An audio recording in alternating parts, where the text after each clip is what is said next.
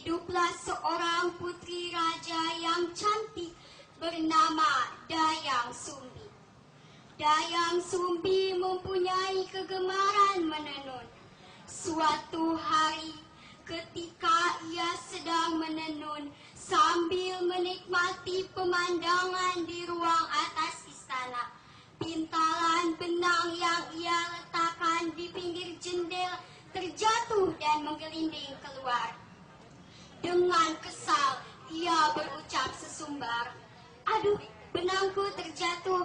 Siapapun yang mengambil benangku, jika ia perempuan akan kujadikan saudara, dan jika ia laki-laki akan kujadikan suami." Tidak lama kemudian, datang seekor anjing hitam bernama Tumang, mengambil benang Dayang Sumbi dan mengantarkannya. Ia pun teringat dengan ucapannya, jika ia tidak menepatinya, para dewa pasti akan marah dan menghukumnya. Oleh karena itu, ia pun menikah dengan Tumang, yang ternyata seorang titisan dewa. Tumang adalah dewa yang dikutuk menjadi binatang dan dibuang ke bumi. Hari-hari telah berlalu. Dayang Sumbi akhirnya mengandung anak Tumang. Setelah beberapa bulan, Dayang Sumbi melahirkan seorang anak laki-laki. Anak itu bernama Sangkuriang. Sangkuriang kecil gemar berburu. Ketika berburu, Sangkuriang selalu ditemani oleh seekor anjing yang tidak lain adalah Tumang, ayahnya sendiri. Meskipun demikian, Sangkuriang tidak mengetahui bahwa Tumang adalah ayahnya. Suatu hari, Sangkuriang diminta ibunya untuk mencari hati seekor kijang. Ia pun pergi berburu bersama Tumang.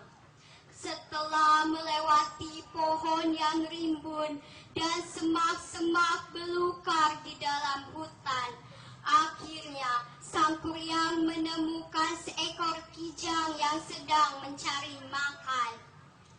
"Tumang, sepertinya di balik pohon itu ada seekor kijang.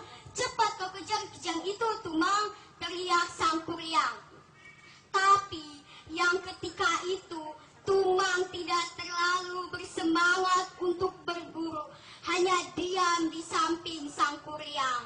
Sangkuriang pun kembali menyuruh Tumang, "Tumang, cepat kau kejar kijang itu.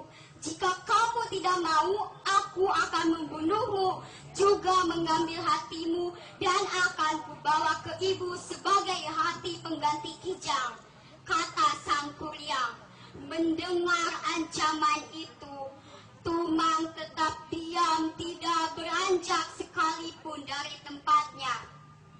Tidak disangka-sangka, Sangkuriang yang kala itu sudah naik pitam segera mencabut anak panah dan memanah Tumang. Akhirnya Tumang mati di tangan anaknya sendiri. Dan benar, Sangkuriang mengambil hati Tumang. Ia berpikir bahwa ibunya tidak akan mengetahui bahwa hati yang ia bawa bukanlah hati kijang. Ia pun pulang. Setelah sesampainya di istana, ibunya bertanya, "Sangkuriang, mana hati yang ibu pesan?" Kemudian Sangkuriang memberikan hati yang ada di tangannya.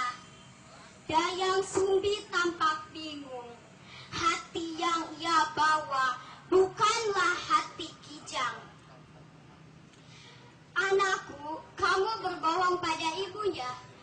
ini bukan hati Kijang. Lalu di mana Tumang? Mengapa ia tidak pulang bersamamu? Tanya Dayang Sumbi. Tapi yang ketika itu Tumang yang merasa bersalah hanya diam dan tidak menjawab pertanyaan ibunya. Kemudian Dayang Sumbi mengulang pertanyaannya. Akhirnya Sang Kurya menceritakan kejadian di hutan. Bukan kepalang kagetnya mendengar cerita itu.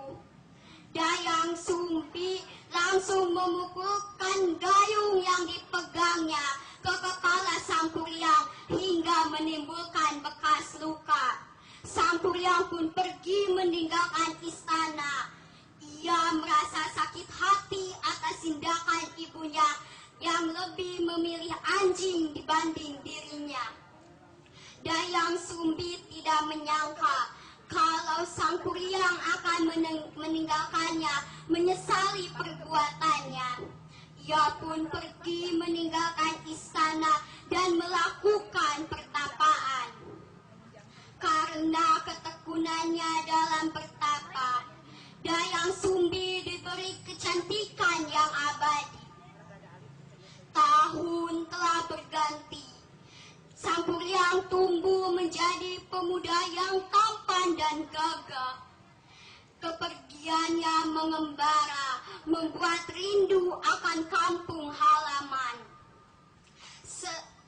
Saat di perjalanan, Sang Kuryang bertemu dengan seorang gadis cantik. Gadis cantik itu pun tertarik dengan Sang Kuryang. Mereka saling mencintai. Akhirnya Sang Kuryang meminangnya. Suatu hari, ketika pesta pinang akan digelar, Sang Kuryang berniat untuk pergi berburu.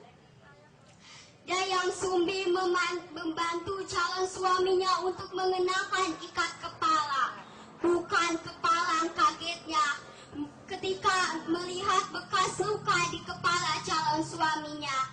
Ia semakin yakin bahwa calon suaminya itu adalah Sang Kuryang, anak kandungnya yang dulu pergi meninggalkannya. Ia pun mencari akal untuk menggagalkan pernikahannya. Dayang Sumbi mengajukan dua persyaratan yang sangat sulit. Sang Kuryang harus membendung sungai Citarum dan membuat sampan untuk menyeberangi sungai itu. Persyaratan itu tidak mudah dilakukan oleh manusia biasa. Dengan kesaktiannya, Sang Kuryang membantu para makhluk gaib untuk membantu dirinya. Pekerjaan hampir selesai, tapi fajar belum menyingsing. Dayang Sumbi yang ketika itu merasa yakin akan menggagalkan pernikahannya, merasa kebingungan. Ia pun melakukan pertapaan, meminta pertolongan para dewa agar fajar datang lebih cepat. Sang Kuryang yang kala itu yakin akan menyelesaikan pekerjaannya sebelum terbit fajar, merasa gusar. Mengapa fajar kali ini datang lebih cepat? Aku tidak percaya, kata Sang Kuryang. Kemudian, hei para makhluk gaib, cepat kau bantu aku untuk menyelesaikan pekerjaan ini.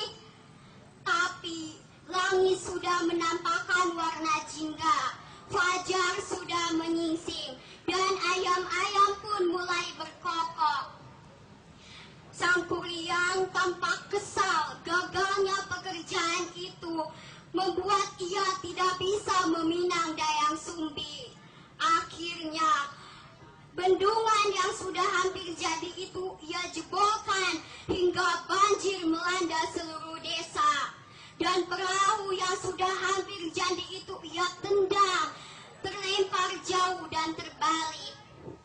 Lama-kelamaan, perahu itu menjadi sebuah gunung. Gunung itu diberi nama Tangkuban Perahu, yang berarti perahu yang terbalik.